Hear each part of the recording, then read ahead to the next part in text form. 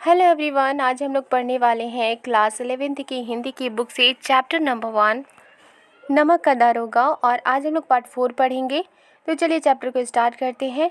Chapter इतनी ज़्यादा लंबी है, इस वजह से मुझे पार्ट वाइज बनानी पड़ रही है और इतने दिनों के बाद मैं वीडियो अपलोड कर रही हूँ। मैं दिल से माफ़ी चाहती हूँ। तो अब से मैं रेगुलर अपलोड करती जाऊंगी। आई होप आपके क्लास 11th के लिए जितने भी सारे कोर्सेज़ हैं प्लस क्वेश्चन आंसर के साथ मैं वीडियो अपलोड करूंगी, ताकि आपको बिना ट्यूशन के भी आप कंप्लीट कर सके अपना सारा कोर्स और आप अच्छे मार्क्स ला सके। तो चलिए इस चैप्टर के पार्ट 4 को स्टार्ट करते हैं। यहाँ लिखा है, दुनिया सोती थी पर दुनिया की जीभ जागती थी जब पंडित अलोपीदीन को दारोगा जी ने अरेस्ट कर लिया। तो अब चूँकि पंडित अलोपीदीन बहुत फेमस पर्सन थे और फेमस पर्सन होने के वजह से जितने भी सारे लोग थे उनके बारे में तो बात करेंगे ही करेंगे। तो इसलिए जो रात का वक्त था, रात के वक्त ही पंडित अलोपीदीन अरेस्ट हुए थे। तो ये पूरी दुनिया तो रात के वक्त सो रही थी, लेकिन एक पर्सन दूसरे पर्सन को अगर कहेगा, जो भी वहाँ पर मौजूद होंगे, तो वो अगर एक पर्सन दूसरे पर्सन को कहेगा, तो चूँकि ये बहुत फेमस पर्सन थे इसलिए बात तेज़ी के साथ सब तक पहुँच गई। ठीक है, इसी वजह से यहाँ पर कहा जा रहा है कि दुनिया तो सोती थी पर दुनिया की जीभ जागती थी। आपने सुना होगा कि कुछ लोग नींद में भी बड़बड़ाते हैं। अगर जीभ सो रही होती तो क्या लोग बड़बड़ाते? बिल्कुल नहीं बड़बड़ाते। तो इसलिए यहाँ पर एक सेंटेंस लिखा हुआ है, इसका मतलब ये हुआ कि भले ही लोग सो रहे हों, भले ही बेखबर हों, लेकिन अगर एक पर्सन की ज़बान से अगर कोई बात निकलती है तो वो सबको मालूम पड़ जाती है। ठीक है, ओके। सवेरे देखे तो बालक वृद्ध सबके मुंह से यही बात सुनाई देती थी, और जब सवेरा हुआ तो हर बालक, हर वृद्ध, हर बच्चा, हर बूढ़ा, सबके मुंह से एक ही बात सुनाई देती थी। वो क्या था? वो ये था कि पंडित अलोपीदीन को अरेस्ट कर लिया गया है। जिसे भी देखे वही पंडित जी के इस व्यवहार पर टीका टिप्पणी कर रहा था। निंदा की बौछारें हो रही थीं, मानो संसार से अब पापी का पाप कट गया। और वो लोग, जितने बच्चे थे, जितने बूढ़े थे, वो लोग क्या बात कर रहे थे? वो ये बात कर रहे थे कि पंडित अलोपीदीन जब अरेस्ट हुए थे तो उनका व्यवहार ही गलत था। उनका व्यवहार इतना गलत था, उनके ऊपर लोग उंगलियां उठा रहे थे। ठीक है, और निंदा की बौछारें हो रही थी, यानी वो गलत काम उन्होंने किया था तभी वो अरेस्ट ही हुए थे। वैसे भी कोई अरेस्ट होता है तो लोग उनकी बुराई बहुत ज़्यादा करते हैं, राइट? ओके।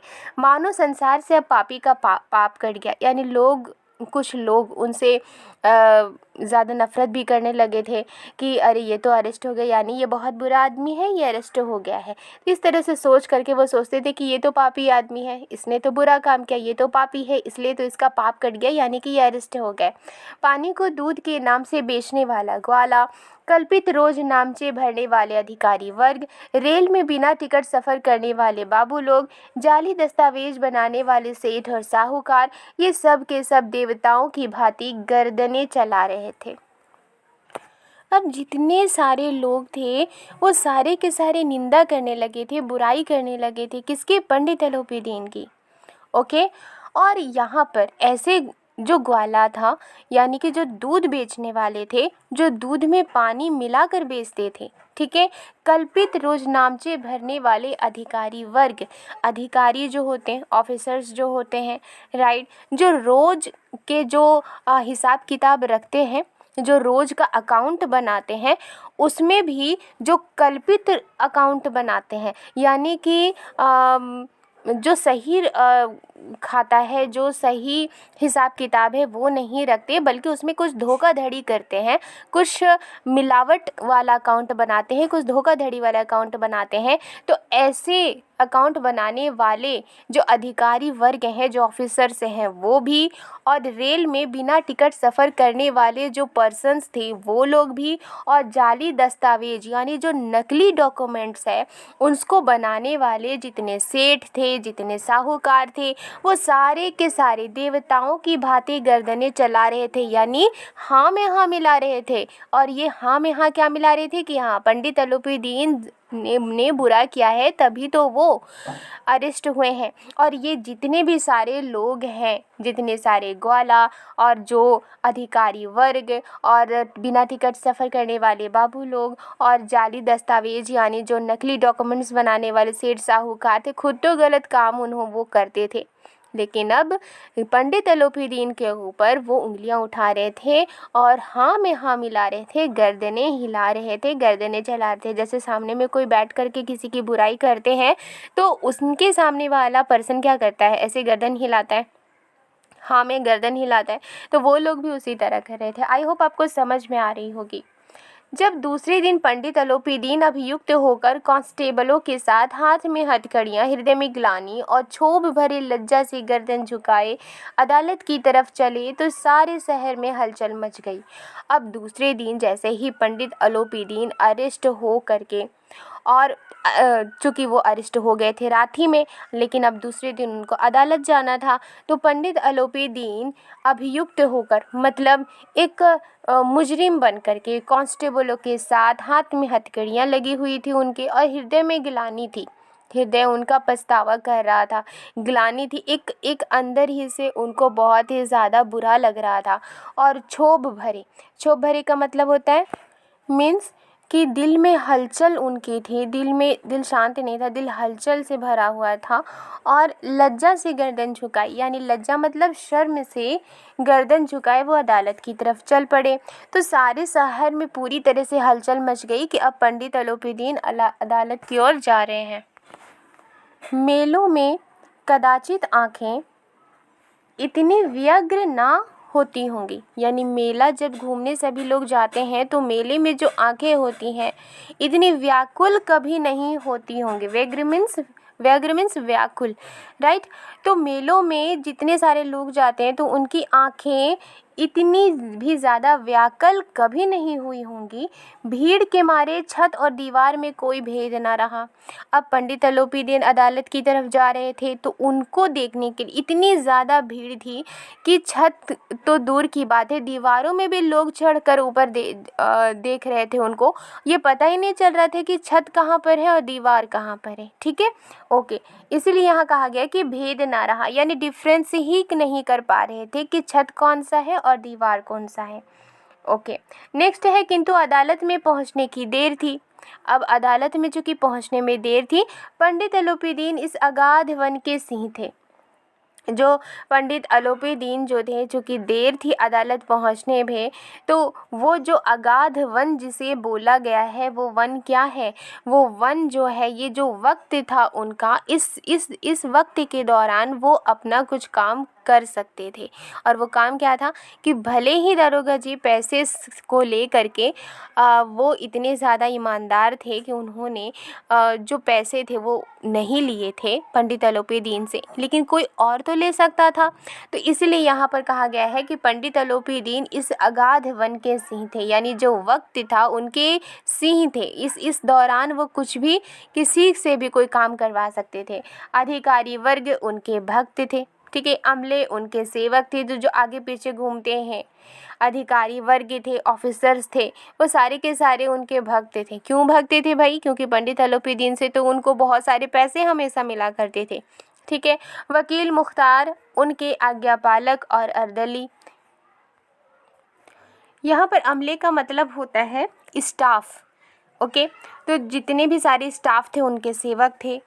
वकील मुख्तार, यहाँ पर वकील मुख्तार का मतलब हुआ जो बड़े बड़े वकील थे वो, और मुख्तार मीन्स जो वकील से भी नीचे के जो वकील होते हैं, जो लोअर जो वकील होते हैं, बड़े वकील से जो छोटे वकील होते हैं, वो सारे के सारे जो वकील मुख्तार थे वो उनके आज्ञा पालक थे, यानी जो भी पंडित अलोपीदीन ऑर्डर देते थे वो उनको मानते थे। इसलिए जो ऑर्डर मानता है किसी की उसको बोलते हैं आज्ञा पालक, ओके। और साथ में वो लोग क्या थे? अर्दली थे। अर्दली का मतलब क्या होता है? अर्दली का मतलब होता है जो बड़े अधिकारियों की सेवा में रहने वाले जितने सारे चपरासी होते हैं, जो बड़े बड़े अधिकारी होते हैं, बड़े बड़े ऑफिसर्स होते हैं, उनकी सेवा में हमेशा लगे रहने वाले जो चपरासी होते हैं उनको कहते हैं अर्दली, ओके। तो यहाँ पर कहा जा रहा है कि पंडित अलोपी दीन जो थे वो इस चूँकि उनको कोर्ट जाने में देर थी, अदालत जाने में वक्त था उनको, तो इस वक्त में वो तो हमेशा तैयार थे कि शायद किसी को पैसे का लोभ हो और उनका काम बन जाए। ठीक है, तो जितने सारे अधिकारी थे, ऑफिसर्स थे, उनके भक्त थे और जो स्टाफ थे, उनके सेवक थे, वकील मुख्तार जो थे, यानी जो बड़े वकील थे और बड़े वकील से भी जो नीचे के वकील होते हैं, वो सारे के सारे पंडित अलोपी दीन के आज्ञा पालक थे, उनके ऑर्डर को मानते थे और उनकी अर्दली थे। ओके, तो अर्दली का मतलब होता है जो बड़े ऑफिसर्स की सेवा में रहने वाले चपरासी। ओके, चपरासी तथा चौकीदार तो उनके बिना माल के गुलाम थे और जितने सारे छोटे छोटे जो चपरासी थे वो और जो चौकीदार थे, आई होप चौकीदार आपको पता है, चौकीदार जो थे उनके बिना माल के गुलाम थे। ठीक है, यानी कि वो हमेशा उनके साथ लगे हुए रहते, भले उनको कुछ ना मिले, लेकिन पंडित अलोपी दीन से उनको ना मिले, लेकिन पंडित अलोपी दीन जब किसी को देते थे अपने उनसे किसी को पैसा मिलता था तो वो लोग भी उन छोटे मोटे जो चपरासी चौकीदार थे उनको भी पैसे मिल जाया करते थे। तो डायरेक्टली अगर पंडित अलोपी दीन के जो सेवक नहीं थे पर डायरेक्ट पंडित अलोपी दीन से जिनको नहीं भी मिलता था वो भी पंडित अलोपी दीन के गुलाम थे। कैसे? पंडित अलोपी दीन बड़े अधिकारियों को देते थे, बड़े अधिकारी वो उन छोटे लोगों को भी देते थे, यानी कि छोटे जो काम करते थे उन लोगों को देते थे। ओके, उन्हें देखते ही लोग चारों तरफ से दौड़े। तो जैसे ही पंडित अलोपी दीन को सबने देखा तो चारों तरफ से सभी दौड़ने लगे। सभी लोग विस्मित हो रहे थे, यानी सभी लोग अचंभित हो रहे थे, सभी लोग हैरत में हो रहे थे। इसलिए नहीं कि अलोपी दीन ने क्यों ये कर्म किया, बल्कि इसलिए नहीं कि पंडित अलोपी दीन ने ये काम ही क्यों किया, क्योंकि सबको तो पता है कि सभी घूस दे करके काम करते हैं। ठीक है, अब पंडित अलोपी दीन तो इतने बड़े बिजनेसमैन थे और वो तो अपने सारे काम यूँ सबको पैसे दे करके करवाते थे, भले ही वो इलीगल हो। तो इसलिए सभी को इसलिए सभी अचंभित नहीं हो रहे थे, इसलिए सभी हैरत में नहीं थे कि पंडित अलोपी दीन ने ये काम क्यों किया, बल्कि इसलिए वो लोग हैरत में थे कि वो कानून के पंजे में कैसे आए, उनका जो धन था वो काम क्यों नहीं आया, क्योंकि वो अपना हर काम धन के बेस पर करते थे, धन की बदौलत करते थे, तो उनका धन उस वक्त काम क्यों नहीं आया और वो कैसे अरेस्ट हो गए। ऐसा मनुष्य जिसके पास असाध्य साधन करने वाला धन हो, यानी पंडित अलोपी दीन ऐसे मनुष्य थे उनकी नज़रों में, उन लोगों की नज़रों में जिनके पास असाध्य साधन करने वाला धन हो। असाध्य साधन का मतलब जो भी इम्पॉसिबल चीज़ें हैं उनको पाना, किसकी बदौलत? धन की बदौलत। ओके, और अनन्य वाचालता हो, यानी कि जो भाषण हो, अनन्य वाचालता मीन्स यूनिक, अनन्य मीन्स यूनिक, वाचालता मीन्स जो भाषण देने की जो कला है, जो मुखरता है, उसे कहते हैं अनन्य वाचालता। तो लोगों को ये लगा कि ये जो मनुष्य है, जो पंडित अलोपी दीन है, उनके पास तो इम्पॉसिबल कामों को भी करने वाला जो धन है वो है और उनके पास अनन्य वाचालता है, यूनिक मुखरता, यूनिक उनके पास भाषण देने की कला है, यूनिक मुखरता है। तो वो इतनी सारी चीज़ें होने के बावजूद भी वो कानून के पंजे में कैसे आए, वो अरेस्ट कैसे हो गए। प्रत्येक मनुष्य उनसे सहानुभूति प्रकट करता था, सब लोगों को उनसे सिंपैथी थी, सब लोगों को उनसे सिंपैथी थी, सब लोगों को सहानुभूति थी। बड़ी तत्परता से इस आक्रमण को रोकने के निमित्त वकीलों की एक सेना तैयार की गई और बहुत ही तत्परता के साथ, तत्परता मतलब बहुत जल्दबाजी में, इस आक्रमण को रोकने के लिए, कौन सा आक्रमण? दारोगा जी के तरफ से जो आक्रमण किया गया था, यानी वो आक्रमण क्या था? पंडित अलोपी दीन को अरेस्ट करना। ओके, तो इस आक्रमण को रोकने के लिए, इस अरेस्ट को रोकने के लिए निमित्त वकीलों की एक सेना तैयार की गई थी, यानी उनके पीछे बहुत सारे वकीलों की एक सेना तैयार कर दी गई थी। एक दो नहीं बल्कि बहुत सारे वकील उनके केस के लिए तैनात कर दिए गए थे। न्याय के मैदान में धर्म और धन में युद्ध ठन गया। न्याय का मैदान कौन सा? न्याय का मैदान इसे अदालत को कहा गया है। तो न्याय के मैदान में धर्म और धन में युद्ध ठन गया। अदालत में न्याय का मैदान ये अदालत को कहा गया है और इसमें किसके किसके बीच में लड़ाई थी? युद्ध था धर्म और धन के बीच में। धर्म किसकी तरफ था? दारोगा जी की तरफ, और धन किसकी तरफ था? पंडित अलोपीदीन की तरफ। ठीक है, और उन दोनों के बीच में युद्ध हो गया, यानी जंग छिड़ गई, और अदालत में अब इसकी सुनवाई हो रही थी। वंशीधर चुपचाप खड़े थे। दारोगा जी का नाम क्या था? वंशीधर, और वो चुपचाप खड़े थे। उनके पास सत्य के सिवा ना कोई बल था, ना स्पष्ट भाषण के अतिरिक्त कोई शस्त्र। अब वंशीधर चूंकि दारोगा थे, उन्होंने पंडित अलोपीदीन को इल्लीगल काम के लिए अरेस्ट किया था, और अब वो अदालत में पहुंच गए थे, और उनके पास क्या था? सिर्फ उनके पास सच के अलावा कोई ताकत नहीं थी, और स्पष्ट भाषण के अलावा, यानी कि जो बात वो सच बात बोल रहे थे, उस सच बात के अलावा, वो स्पष्ट भाषण के अलावा गोल मोल बातें ना करना उनका एक नियम था, उनका एक अपना कैरेक्टर था कि वो गोल गोल बात नहीं करते थे, वो स्पष्ट भाषण दिया करते थे, एकदम क्लियर बात किया करते थे। तो इस खूबी के अलावा कोई भी शस्त्र उनके पास नहीं था, कोई भी हथियार उनके पास नहीं था, और उनके पास हथियार सिर्फ दो ही था, एक सत्य और एक स्पष्ट भाषण। गवाह थे किंतु लोभ से डावाडोल थे। अब पंडित अलोपीदीन को सजा दिलवाने के लिए गवाह की भी ज़रूरत होगी। तो वंशीधर के पास गवाह तो थे, और वो गवाह कौन थे? जिस वक्त पंडित अलोपीदीन को रोका गया था, उस वक्त बहुत सारे लोग भी थे वहाँ पर, बहुत सारे सिपाही भी थे, तो वो सारे के सारे तो गवाह ही हुए। लेकिन वो लोग गवाह तो थे, लेकिन लोभ से डावाडोल थे। वो लोभ से डावाडोल क्यों थे?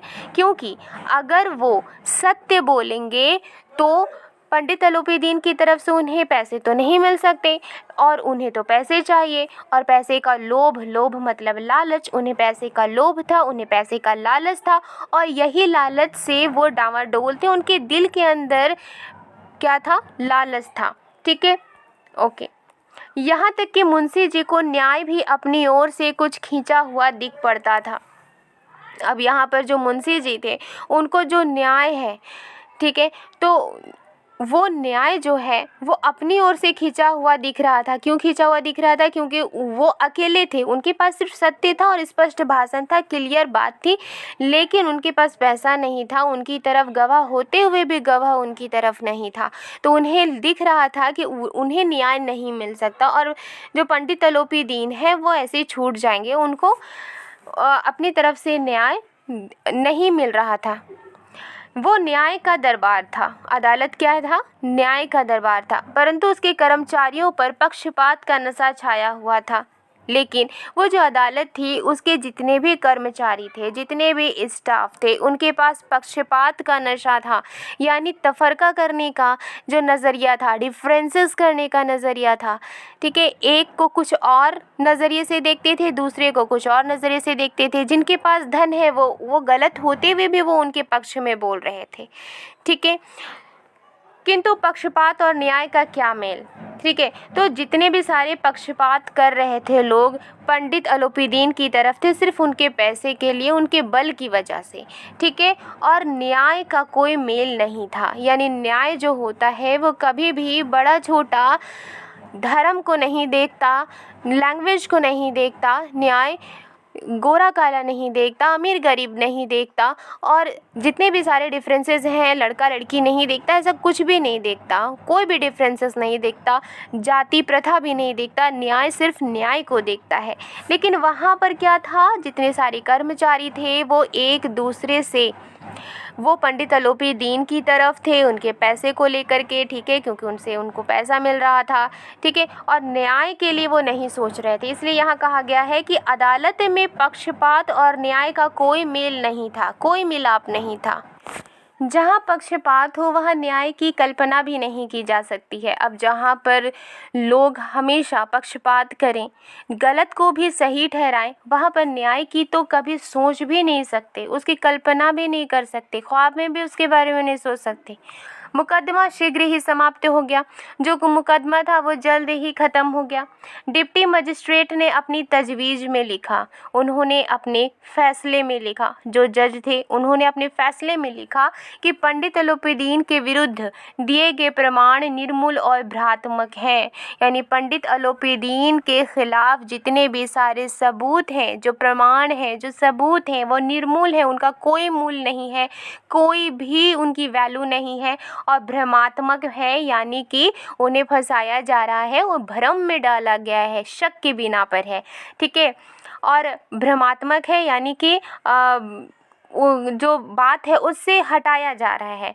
ठीक है, वो एक बड़े भारी आदमी हैं, मतलब कि बहुत ही ज़्यादा फेमस पर्सन है, बहुत ही ज़्यादा पैसे वाले पर्सन है। ये बात कल्पना के बाहर है कि उन्होंने थोड़े लाभ के लिए ऐसा दुस्साहस किया हो। तो जज साहब क्या कहते हैं कि ये सोच से भी बाहर है कि उन्होंने थोड़े से फ़ायदे के लिए, हालांकि उनके पास तो इतने सारे पैसे हैं, अब थोड़े से फ़ायदे के लिए उन्होंने ऐसा जुर्म किया हो, ये सोचना भी कल्पना के बाहर है। यानी ऐसा सोच भी नहीं सकते। ये जज साहब ने फैसला दिया। यद्यपि नमक के दारोगा मुंशी वंशीधर का अधिक दोष नहीं है, लेकिन ये बड़े खेद की बात है कि उसकी उद्दंडता और विचारहीनता के कारण एक भले मानुस को कष्ट झेलना पड़ा। अब आगे जज साहब क्या कहते हैं कि हालांकि जो नमक के दारोगा हैं मुंशी वंशीधर जी, उनका ज़्यादा दोष तो नहीं है, उनकी ज़्यादा गिल्टी नहीं है, लेकिन ये बड़े दुख की बात है। खेद मतलब दुख तो लेकिन ये बहुत खेद की बात है, बहुत दुख की बात है कि उनकी उद्दंडता का मतलब क्या होता है, कोई भी काम को जोश के साथ करना। ठीक है, तो उनकी उद्दंडता और विचारहीनता यानी कि उन्होंने बिना सोचे समझे ये काम किया है, उनको अरेस्ट करने का काम किया है। तो जो उनकी ये विचारहीनता है, जो सोचने की जो ताकत है वो कम है, उनका विचार इतना ज़्यादा अच्छा नहीं है, तो ये विचारहीनता जो है उसकी वजह से, उसके कारण से एक भले मानुष यानी एक अच्छे आदमी को कष्ट यानी तकलीफ़ झेलना पड़ा। ओके, हम प्रसन्न हैं कि वो अपने काम से सजग और सचेत रहता है, किंतु नमक से मुकदमे की बढ़ी हुई नमक हलाली ने उसके विवेक और बुद्धि को भ्रष्ट कर दिया। अब आगे जज साहब कहते हैं कि हम खुश हैं कि वो यानी कि दारोगा साहब जो हैं वो अपने काम से सजग और सचेत हैं, यानी हमेशा अपने काम को करते हैं और एक्टिव होकर के करते हैं। लेकिन नमक से मुकदमे की बढ़ी हुई जो नमक जो थी उस वक्त इलीगल थी। ठीक है, कारोबार करना उसका, तो नमक से मुकदमे की बढ़ी हुई नमक हलाली ने, नमक की वजह से जो मुकदमा हुआ था पंडित अलोपीदीन की ऊपर, तो उससे जो नमक हलाली बढ़ी है, यानी कि जो नमक के ऊपर जो बैन कर दिया गया था नमक, तो उससे रिलेटेड बहुत सारे ऐसे काम हो रहे थे। ठीक है, तो इसकी वजह से उस नमक हलाली से ने उसके विवेक और बुद्धि को भ्रष्ट कर दिया, क्योंकि वो अपने ईमानदारी के साथ काम करना चाह रहे थे। तो उनकी इसी बातें उनके सोचने समझने की ताकत को, उनकी बुद्धि को भ्रष्ट कर दिया, यानी कि बर्बाद कर दिया। भविष्य में उसे होशियार रहना चाहिए और फ्यूचर में उनको होशियार रहना चाहिए, और उनके इस काम ने उनके सोचने समझने की ताकत और बुद्धि को उसने भ्रष्ट कर दिया है, तो उन्हें फ्यूचर में होशियार रहना चाहिए। वकीलों ने ये फैसला सुना और उछल पड़े। अब जैसे ही जज का फैसला आया तो जितने सारे वकील थे उन्होंने जब ये फैसला सुना तो उछल पड़े। पंडित अलोपीदीन मुस्कुराते हुए बाहर निकले। अब पंडित अलोपीदीन को तो आज़ादी मिल गई थी, उन्हें तो कोई सज़ा नहीं हुई, और फिर वो मुस्कुराते हुए बाहर निकले। स्वजन बांधवों ने रुपयों की लूट की। स्वजन का मतलब हुआ जो खुद से जुड़े हुए जो लोग थे, जो परिवार थे, जो बांधव जो थे, यानी कि जो रिलेटिव्स थे, जो दोस्ती यारी में जो भी लोग थे, उन्होंने रुपयों की लूट की। यानी रुपये ऐसे लुटाने लगे कि पंडित अलोपीदीन बेकसूर होकर के छूट कर आ गए हैं। उदारता का सागर उमड़ पड़ा। जो लोग बुरे भी बोल रहे थे वो भी उदार बन रहे थे उनके लिए, यानी कि उनको बहुत ही ज़्यादा अच्छी तरह से ट्रीट कर रहे थे। उसकी लहरों ने अदालत की नींव तक हिला दी, और इस चीज़ ने अदालत की नींव तक हिला दी। अब अदालत में न्याय मिलता है, लेकिन न्याय नहीं मिला। दरोगा जी को पंडित अलोपीदीन जो थे वो गलत होकर के भी वो बरी हो गए थे। तो इससे अदालत की जो फाउंडेशन है वो हिल गई थी, यानी जहाँ न्याय मिलना था वहाँ न्याय नहीं मिला। जब वंशीधर बाहर निकले तो चारों ओर से उनके ऊपर व्यंग्य बाणों की वर्षा होने लगी, और जैसे ही वंशीधर बाहर निकले तो उनके ऊपर व्यंग्य बाण यानी जो ताना होता है वो ताना उनको सुनने मिला कि तुम ही गलत हो, पंडित अलोपीदीन जो है वो सही हैं, तुम ही गलत हो, तुम बहुत चले थे अपने आप को दारोगा समझ करके अकड़ दिखाने, और बहुत सारी इस तरह की बातें उस वक्त उनको सुनने मिली। व्यंग्यबाण का मतलब यही होता है, व्यंग्यबाणों की वर्षा मतलब तरह तरह की बातें उनको सुनने मिली। ठीक है, उनकी बेइज्जती होने लगी। चपरासियों ने झुक झुक कर सलाम किए। जो चपरासी थे उन्हें झुक झुक कर सलाम किए, लेकिन इस समय एक एक कटु वाक्य, लेकिन उस वक्त जो एक एक कटु वाक्य था, कटु वाक्य का मतलब ऐसा वाक्य, ऐसा सेंटेंस, ऐसी बात जो चुभने वाली हो। अगर कोई आपको कुछ बुरा बोले तो वो वाक्य जो होगा, वो बातें जो होंगी चुभने वाली होंगी। तो वो सारी की सारी जो कटु वाक्य थे, ठीक है, एक एक संकेत यानी एक एक जो इशारा था उनकी गर्वांगिनी को प्रज्वलित कर रहा था। उनकी गर्वांगिनी को प्रज्वलित कर रहा था, मतलब गर्व अग्नि, यानी गर्व का मतलब होता है फख्र करना, ठीक है।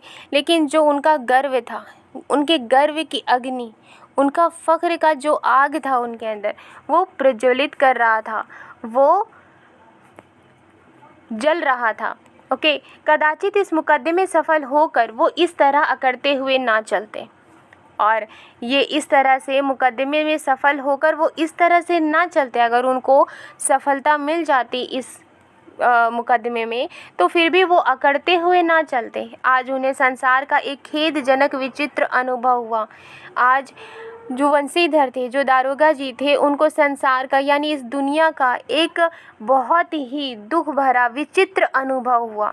ठीक है, विचित्र अनुभव हुआ यानी कि उन्हें, विचित्र मीन्स अजीब, अनूठा, असाधारण, ठीक है। तो अजीब अनुभव हुआ, अजीब सा एक्सपीरियंस हुआ उन्हें। न्याय और विद्वता, लंबी चौड़ी उपाधियाँ, बड़ी बड़ी दाढ़ियाँ और ढीले चोंगे एक भी सच्चे आदर के पात्र नहीं है। और उन्हें क्या एक्सपीरियंस हुआ? ये एक्सपीरियंस हुआ जो न्याय है, जो विद्वता है, जो ज्ञान है, जो लंबी चौड़ी उपाधियाँ होती हैं, जो डिग्री मिली हुई होती हैं, बड़ी बड़ी दाढ़ियाँ होती हैं और ढीले चोंगे जो होते हैं, वो एक भी सच्चे आदर के पात्र नहीं है। वो सारे के सारे सच्ची इज्जत के लायक नहीं हैं। वंशीधर ने धन से बैर मोल लिया था। वंशीधर ने धन से बैर मोल लिया था। बैर मतलब दुश्मनी। उन्होंने दौलत से दुश्मनी ले ली थी। उसका मूल्य चुकाना अनिवार्य था, उसका कीमत चुकाना कंपलसरी था। कठिनता से एक सप्ताह बीता होगा कि मुअत्तली का परवाना आ पहुंचा। मुअत्तली का मतलब होता है किसी के भी काम को उसके काम से हटाना, ठीक है, उनको उन्हें नौकरी से निकाल देना। और परवाना का मतलब होता है, जब आपने देखा होगा कि जब रोशनी कहीं जलती है, दिया जलता है, तो बहुत सारे कीड़े मकोड़े उसके चारों ओर घूमते हैं, तो उन्हें ही कहा जाता है परवाना, ठीक है। तो यहाँ पर कहने का मतलब है कि मुश्किल से एक सप्ताह ही बीता होगा कि उनको नौकरी से हटाने के लिए एक नोटिस आ पहुँचा। कार्यपरायणता का दंड मिला, यानी जो काम ईमानदारी से करने का उनको सज़ा मिला था। बेचारे भग्न हृदय, शोक और खेद से व्यथित घर को चले, और उनके दिल में, उनका जो दिल था बहुत ही डूबा हुआ था, बहुत शोक में था, दुख में था, खेद में था, और इससे भरे हुए वो घर की ओर चले। बूढ़े मुंशी जी तो पहले ही से कूड़ बुड़ा रहे थे, यानी जो उनके पिताजी थे वो पहले से ही बड़बड़ा रहे थे कि चलते चलते इस लड़के को समझाया था लेकिन इसने एक ना सुनी।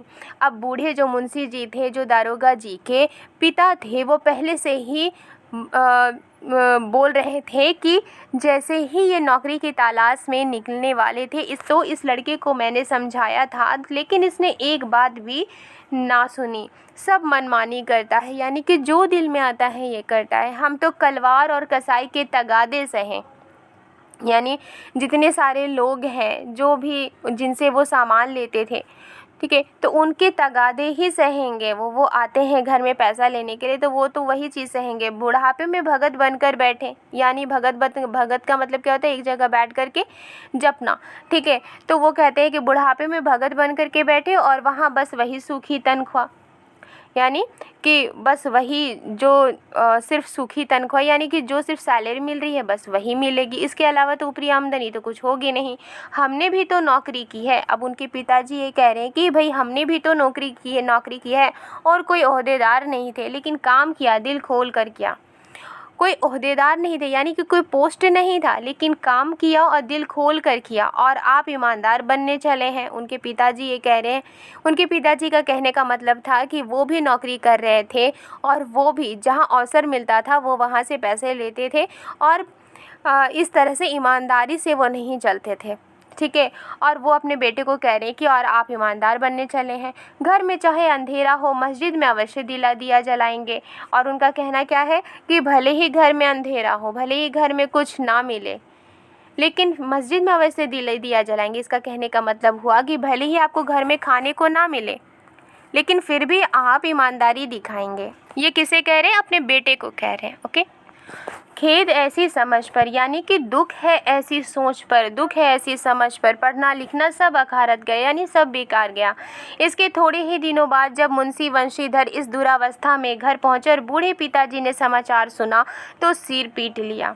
और इसके थोड़े ही दिनों के बाद जब मुंशीधर इस दुरावस्था में, यानी कि वो उनको नौकरी से निकाल दिया गया था, अब जब वो नौकरी से निकल जाने के बाद घर पहुंचे तो जब पिताजी ने सुना कि उन्हें नौकरी से भी निकाल दिया गया है, तो वो उनके बूढ़े पिताजी ने जब ये समाचार सुना तो उन्होंने अपना सर पीट लिया। सर पीट लिया मतलब कि वो हाय हाय करने लगे और बोले, जी चाहता है कि तुम्हारा और अपना सिर फोड़ लूँ। उनके पिताजी ने कहा कि जी चाहता है कि मैं तुम्हारा भी सर फोड़ूँ और अपना भी सर फोड़ लूँ।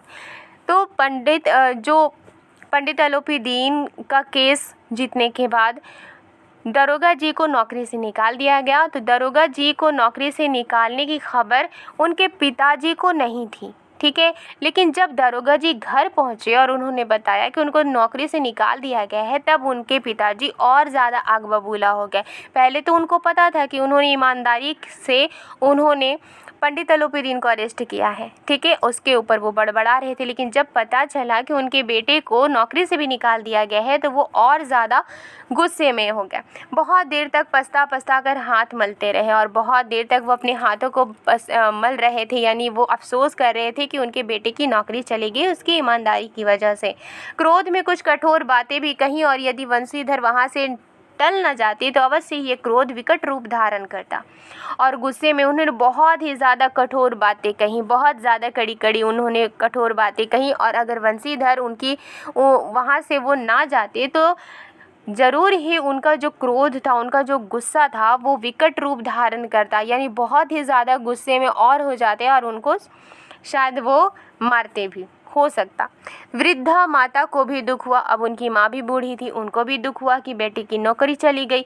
जगन्नाथ और रामेश्वर यात्रा की कामनाएं मिट्टी में मिल गए। अब उनकी माँ ने ये सपना देखा था कि वो जगन्नाथ जाएंगी यात्रा करने, रामेश्वर यात्रा पर जाएंगी, क्योंकि उस पर तो खर्च ज़्यादा आता है, तो बेटे अगर देंगे खर्च तो वो इस यात्रा पर भी जाएंगी। लेकिन उनकी जितनी भी सारी कामनाएं थी, जितनी ज़्यादा उनकी ख्वाहिश थी, वो सारी की सारी ख्वाहिशें मिट्टी में मिल गई। पत्नी ने तो कई दिनों तक सीधे मुंह से बात भी न की। अब उनकी पत्नी भी तो गुस्से में आ गई और वो उसने भी दरोगा जी से किसी भी तरह की बात नहीं की कुछ दिनों तक। इसी प्रकार एक सप्ताह बीत गया और इसी तरह करते करते एक सप्ताह बीत गया। संध्या का समय था। बूढ़े मुंशी जी बैठे राम नाम की माला जप रहे थे।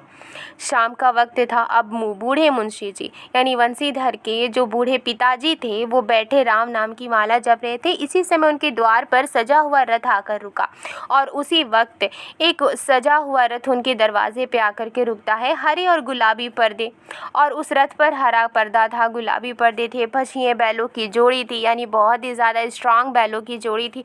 उनकी गर्दनों में नीले धागे थे। सींगें पीतल से जड़ी हुई थी। अब जो बैल थे उनके सींगों को भी पीतल से कवर किया गया था, पीतल से जड़ा गया था। पीतल लगा हुआ था उनके सींगों पर। कई नौकर लाठियां कंधों पर रखे साथ थे और बहुत सारे नौकर भी थे जो अपने कंधों पर लाठियां रखे हुए थे। मुंशी जी अगवानी को दौड़े, और जो मुंशी जी थे वो अगवानी को दौड़े, यानी उनके स्वागत में वो दौड़े। देखा तो पंडित अलोपी दीन है। जब वो देखते हैं तो क्या देखते हैं कि वो पंडित अलोपी दीन है। झुककर दंडवत की, यानी झुककर, दंडवत का मतलब प्रणाम करना, तो वो झुककर उन्होंने प्रणाम किया और लल्लो चप्पो की बातें करने लगी। यानी बहुत ही लल्लो चप्पो की बातें करना, मतलब कि उनके तारीफ़ में उनके आगे पीछे करना, ठीक है। उनकी सेवा में लगे रहना, उनके यहाँ में हाँ मिलाना, जी हुजूरी करना, ये सारी चीज़ें लल्लो चप्पो ही कहलाती हैं। तो वो लल्लो चप्पो की बातें करने लगे। हमारा भाग्य उदय हुआ। वो क्या कहने लगे कि हमारी तो किस्मत ही खुल गई जो आपके चरण इस द्वार पर आए।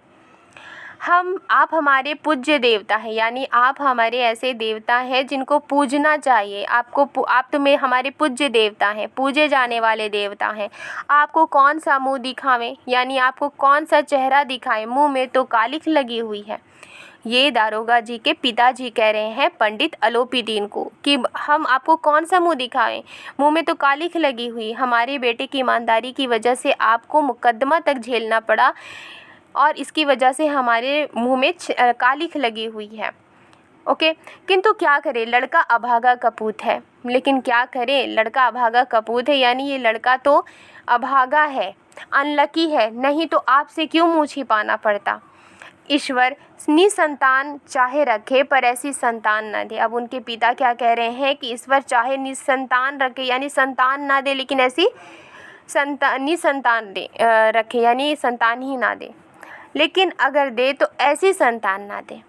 अलोपी दीन ने कहा, नहीं भाई साहब ऐसा ना कहिए। अब अलोपी दीन क्या कहते हैं, वो कहते हैं कि नहीं भाई साहब ऐसा नहीं कहिए। मुंशी जी ने चकित होकर कहा, बहुत अचंभित होकर, बहुत हैरत होकर मुंशी जी जो दारोगा जी के जो पिताजी थे उन्होंने बहुत हैरत होकर के कहा, ऐसी संतान को और क्या कहूँ। अलोपी दीन ने वात्सल्यपूर्ण स्वर में कहा, बहुत ही सॉफ्ट लहजे में कहते हैं वो, बहुत ही सॉफ्ट बातों में कहते हैं, कुल तिलक और पुरुषों की कीर्ति उज्जवल करने वाले संसार में ऐसे कितने धर्म परायण मनुष्य हैं जो धर्म पर अपना सब कुछ अर्पण कर सके। अब वो पंडित अलोपी दीन वंशीधर जी के पिताजी से कहते हैं कि कुल तिलक और पुरुषों की कीर्ति उज्जवल करने वाले, यानी कि अपने ख़ानदान का नाम रोशन करने वाले, और ऐसे लोग संसार में ऐसे कितने धर्मपरायण मनुष्य हैं जो धर्म को सबसे ऊपर रखते हैं, धन को ऊपर नहीं रखते, धर्म को सबसे ऊपर रखते हैं। ऐसे धर्मपरायण मनुष्य जो धर्म को ऊपर रखते हैं और धर्म पर अपना सब कुछ अर्पण कर देते हैं, सब कुछ न्यौछावर कर देते हैं, वो धन को भी नहीं देखते, धन को भी धर्म के आगे कुछ नहीं देखते। ऐसे लोग कितने हैं इस संसार में। पंडित अलोपी दीन ने वंशीधर से कहा। अब पंडित अलोपी दीन जो थे उन्होंने वंशीधर से, उसके बाद वो कहते हैं कि दारोगा जी इसे खुशामद ना समझिए, यानी कि आप इन्हें खुशामद ना समझिए। खुशामद करने के लिए मुझे इतना कष्ट उठाने की ज़रूरत ना थी, क्योंकि उनका कहना था कि वो जिसको भी अगर कहेंगे काम करने वो तो करेंगे ही, खुशामद करने की तो ज़रूरत ही नहीं पड़ेगी उन्हें, क्योंकि उन्हें तो धन की ज़रूरत है, धन का लोभ रहता है। उस रात को आपने अपने अधिकार बल से मुझे अपनी हिरासत में लिया था। अब वो क्या कहते हैं कि उस रात जब आपने मुझे अरेस्ट किया था तो उस वक्त आपने अपने अधिकार बल से, आपको वो अधिकार मिला हुआ था, आपको वो अधिकार मिला हुआ था कि आप मुझे अरेस्ट कर सके। उस अधिकार बल की, उस ताकत की बदौलत आप मुझे अरेस्ट कर सकते थे। तो आपने उसी अधिकार बल की बदौलत आपने मुझे हिरासत में लिया था, किंतु आज मैं स्वेच्छा से, यानी अपनी इच्छा से आपकी हिरासत में हूँ, आपके सामने हूँ। मैंने हज़ारों रईस और अमीर देखे, मैंने हज़ारों अमीर लोग देखे, मैंने हज़ारों रईस लोग देखे, हज़ारों उच्च पदाधिकारियों से काम पड़ा, तो वो पंडित अलोपीदीन कहते हैं कि मैंने हज़ारों रईस देखे, हज़ारों अमीर देखे और हज़ारों उच्च पदाधिकारियों यानी ऊंचे ऊंचे पोस्ट में काम करने वाले लोगों को भी हमने देखा और उनसे काम भी पढ़ा, किंतु मुझे परास्त किया तो आपने, लेकिन मुझे हराया तो सिर्फ आपने। मैंने सबको अपना और अपने धन का गुलाम बनाकर छोड़ दिया। पंडित अलोपीदीन कहते हैं कि मैंने सब किसी को अपना गुलाम बनाया, अपने धन का गुलाम बनाकर छोड़ दिया। मुझे आज्ञा दीजिए कि आपसे कुछ विनय करूं। अब वो आगे कहते हैं वंशीधर जी से कि मुझे हुक्म दीजिए, मुझे ऑर्डर दीजिए कि मैं आपसे कुछ विनय करूं, कुछ इल्तजा करूं, मैं कुछ आपसे रिक्वेस्ट करूं। वंशीधर ने अलोपीदीन को आते देखा तो उठकर सत्कार किया। अब वंशीधर ने जैसे ही अलोपीदीन को अपनी तरफ आते हुआ, वो पंडित अलोपीदीन बोलते बोलते ही वंशीधर की तरफ आ रहे थे, तो पंडित जो वंशीधर जी थे वो अलोपीदीन को जब आते हुए उन्होंने देखा तो उठकर उन्होंने सत्कार किया, उन्हें नमस्कार किया, किंतु स्वाभिमान सहित, लेकिन स्वाभिमान के साथ वो उनके सामने झुके नहीं। हालांकि कोई और होता तो झुक जाता, अपने पिता के कहने के बाद भी झुक जाता, लेकिन वो झुके नहीं। उनके अंदर था कि उन्होंने जो किया अपनी ईमानदारी के साथ उन्होंने सही किया और उनका ये स्वाभिमान था। लेकिन उन्होंने क्या किया कि स्वाभिमान के साथ उनका सत्कार किया, उन्हें सम्मान दिया, उन्हें नमस्कार किया और ये ईमानदारी का ही नतीजा था। समझ गए कि ये महाशय मुझे लज्जित करने और जलाने आए हैं और उन्होंने ये सोचा कि शायद पंडित अलोपीदीन उनको जलाने के लिए आए हैं, शायद उनको बेइज्जत करने आए हैं, और इस वजह से वो स्वाभिमान के साथ उनके सामने खड़े रहे। और क्योंकि उनके दिल में था कि उन्होंने ईमानदारी से जो किया वो सही किया। क्षमा प्रार्थना कर चेष्टा नहीं की, वरन उन्हें अपने पिता की ये ठकुर सुहाती की बात असह्य सी प्रतीत हुई और जैसे ही पंडित अलोपीदीन उनके सामने आए तो क्षमा प्रार्थना कर चेष्टा नहीं की। उन्होंने ये नहीं सोचा कि मुझे क्षमा मांगना चाहिए, मुझे प्रार्थना करनी चाहिए कि मेरी नौकरी मुझे लौटा दीजिए, और फिर क्षमा उन्होंने नहीं मांगा। और यहाँ तक कि उनके पिता जो थे पंडित अलोपीदीन की जो जी हुजूरी कर रहे थे, जो उनके बातों को सही और अपने बेटे को गलत ठहरा रहे थे, तो उनकी ये बातें भी उनको नहीं शोभा दे रही थी, ये बातें भी वंशीधर को सही नहीं लग रही थी, उनकी बातें भी उन्हें बुरी लग रही थी। पर पंडित जी की बातें सुनी तो मन की मैल मिट गई, लेकिन जैसे ही पंडित जी ने उनकी और आते हुए वो सारे शब्द कहे तो वो उनकी बातें को सुनकर उनके मन की जितनी मैल थी वो मिट जाती है। पंडित जी की ओर उड़ती हुई दृष्टि से देखा, फिर वो पंडित जी की तरफ ऐसे निगाहों से वो देखते हैं, सद्भाव झलक रहा था। उन्होंने देखा कि उनकी आंखों में सद्भाव था, उनके आंखों में एक प्रेम था। गर्व ने अब लज्जा के सामने सिर झुका दिया। अब उनको जो फ़ख्र था कि उन्होंने ईमानदारी के साथ वो काम किया है, तो उन्होंने अपने उस गर्व से उनके गर्व ने अब शर्म से उनके सामने सिर झुका दिया, क्योंकि उनको भी पता चल गया कि पंडित अलोपीदीन अब उन्हें लज्जित करने नहीं आए हैं, बेइज्जत करने नहीं आए हैं, बल्कि उनकी तारीफ़ करने आए हैं। शर्माते हुए बोले, और फिर वंशीधर शर्माते हुए बोले, ये आपकी उदारता है जो ऐसा कहते हैं, यानी आपकी ये बड़ा दिल है आपका कि जो आप ऐसा कह रहे हैं। मुझसे जो कुछ अविनय हुई है उसे क्षमा कीजिए। फिर वो कहते हैं कि मुझसे जो भी गलत हुआ है उसे क्षमा कीजिए, मैं धर्म की बेड़ी में जकड़ा हुआ था, नहीं तो वैसे मैं आपका दास हूँ। फिर वो कहते हैं कि मैं तो धर्म की बेड़ी में जकड़ा हुआ था, यानी मैं धर्म के आगे धन को कुछ नहीं समझता और इसी बेड़ी में मैं जकड़ा हुआ था, नहीं तो मैं तो वैसे भी आपका दास हूँ, वैसे भी आपका नौकर हूँ। जो आज्ञा होगी वो मेरे सिर माथे पर होगी, आप जो ऑर्डर देंगे मैं उसे मानूंगा। अलोपीदीन ने विनीत भाव से कहा। उन्होंने बहुत रिक्वेस्ट भाव से अलोपीदीन ने कहा, नदी तट पर आपने मेरी प्रार्थना नहीं स्वीकार की थी, किंतु आज स्वीकार करनी पड़ेगी। यानी नदी तट पर जब आपने मुझे अरेस्ट किया था उससे पहले मैंने आपसे कई प्रार्थना की थी, आपने मेरी प्रार्थना को स्वीकार नहीं किया था, लेकिन आज आपको मेरी प्रार्थना स्वीकार करनी पड़ेगी। वंशीधर बोले, मैं किस योग्य हूँ, यानी मैं किस लायक हूँ, किंतु जो कुछ सेवा मुझसे हो सकती है उसमें त्रुटि ना होगी। यानी कि मैं तो किसी लायक हूँ नहीं, मेरे पास तो नौकरी भी नहीं है, मेरे पास पावर नहीं है, लेकिन जो कुछ भी सेवा अगर मुझसे हो सकती है तो उसमें कोई त्रुटि ना होगी, यानी कोई कमी नहीं होगा। अलोपीदीन ने एक स्टाम्प लगा हुआ पत्र निकाला। अब अलोपीदीन एक स्टाम्प लगा हुआ पत्र निकालते हैं, एक लेटर निकालते हैं और उसे वंशीधर के सामने रखकर बोलते हैं, इस पद को स्वीकार कीजिए, इस पोस्ट को स्वीकार कीजिए और अपने हस्ताक्षर कर दीजिए, यानी कि अब अपने साइन कर दीजिए। मैं ब्राह्मण हूँ, जब तक ये सवाल पूरा ना कीजिएगा द्वार से ना हटूंगा। फिर पंडित अलोपीदीन कहते हैं कि मैं ब्राह्मण हूँ, जब तक ये सवाल जो मैंने आपसे सवाल किया है इसको पूरा नहीं कीजिएगा, आपके दरवाजे से मैं नहीं जाऊंगा। मुंशी वंशीधर ने उस कागज को पढ़ा तो कृतज्ञता से आंखों में आंसू भर आए। और मुंशी वंशीधर उस कागज को पढ़ते हैं, उस लेटर को पढ़ते हैं तो उनका मन जो है वो खुशी से उनके आंखों में आंसू भर आते हैं। पंडित अलोपीदीन ने उनको अपनी सारी जायदाद का स्थायी मैनेजर नियत किया था। पंडित अलोपीदीन ने क्या किया था, जितनी भी सारी उनकी प्रॉपर्टी थी उनका हमेशा के लिए मैनेजर नियुक्त किया था, मैनेजर बनाया था किसी वंशीधर जी को। 6000 वार्षिक वेतन के अतिरिक्त रोजाना खर्च अलग, और उनकी सैलरी क्या थी कि साल में उन्हें 6000 वेतन मिलेगी और इसके अलावा दूसरे जो रोज़ाना का खर्च होगा वो अलग से मिलेगा। सवारी के लिए घोड़े मिलेंगे, रहने को के लिए बंगला मिलेगा, नौकर चाकर फ्री में मिलेंगे।